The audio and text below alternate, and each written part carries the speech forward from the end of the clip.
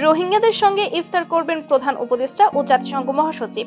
আগামী শুক্রবার কক্সবাজারের উখিয়ার রোহিঙ্গা আশ্রয় শিবির পরিদর্শনে যাচ্ছেন অন্তর্বর্তী সরকারের প্রধান উপদেষ্টা অধ্যাপক মোহাম্মদ ইউনুস এবং জাতিসংঘের মহাসচিব আন্তোনিও গুতেরেস।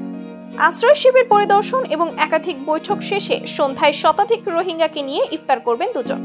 জাতিসংঘ মহাসচিব এর আগেও কয়েকবার আশ্রয় শিবির পরিদর্শন করেছেন, তবে রোহিঙ্গা আশ্রয় শিবিরের প্রধান উপদেষ্টা অধ্যাপক মোহাম্মদ ইউনুসের এটিই প্রথম সফর। অন্তর্বর্তী সরকারের প্রধান উপদেষ্টা এবং জাতিসংঘ মহাসচিবের ইফতার অনুষ্ঠানে যোগ দেওয়ার খবরে আশ্রয় শিবিরের রোহিঙ্গাদের মধ্যে উচ্ছ্বাস বিরাজ করছে। সরকারি সংশ্লিষ্ট দপ্তর সূত্রে জানা গিয়েছে, ইফতার অনুষ্ঠানে থাকবে ছোলা, মুড়ি, পেঁয়াজু, জিলাপি, বেগুনি, মরিচ চা, শরবত সহ আনুষঙ্গিক বিভিন্ন খাবার।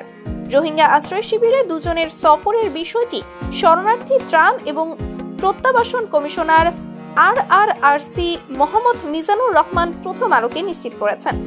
তিনি বলেন, 13ই মার্চ 4 দিনের সফরে বাংলাদেশে আসছেন জাতিসংঘের মহাসচিব। সফরের দ্বিতীয় দিন 14ই মার্চ সকাল 10টায় ঢাকা থেকে কক্সবাজারের উদ্দেশ্যে রওনা দেবেন তিনি। কক্সবাজার বিমানবন্দরে জাতিসংঘের মহাসচিবকে স্বাগত জানাবেন অন্তর্বর্তী সরকারের উপদেষ্টা ফারুকী আজম বীর প্রতীক।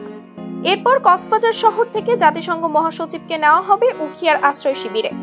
অন্যদিকে একই দিন বিকেল 4টার দিকে ঢাকা থেকে হেলিকপ্টারে উখিয়ার আশ্রয় শিবিরে পৌঁছাবেন প্রধান উপদেষ্টা অধ্যাপক মোহাম্মদ ইউনুস। মোহাম্মদ মিজানুর রহমান আরও বলেন, ওই দিন সন্ধ্যায় প্রধান উপদেষ্টা এবং জাতিসংঘের মহাসচিব রোহিঙ্গা কমিউনিটির প্রতিনিধিদের সঙ্গে বসে ইফতার করবেন। এরপর তারা ঢাকার উদ্দেশ্যে আশ্রয় শিবির ত্যাগ করবেন। সংশ্লিষ্ট সূত্রে জানা গিয়েছে, অন্তর্বর্তী সরকারের প্রধান উপদেষ্টা অধ্যাপক মোহাম্মদ ইউনুসের আমন্ত্রণের পরিপ্রেক্ষিতে জাতিসংঘ মহাসচিব 4 দিনের সফরে বাংলাদেশে আসছেন। প্রধান উপদেষ্টার রোহিঙ্গা এবং অগ্রাধিকার ইস্যু বিষয়ক বিশেষ দূত খলিলুর রহমান 7 ফেব্রুয়ারি নিউ ইয়র্কে জাতিসংঘ মহাসচিবের সঙ্গে সাক্ষাৎ করে প্রধান উপদেষ্টার পাঠানো আমন্ত্রণপত্র হস্তান্তর করেন।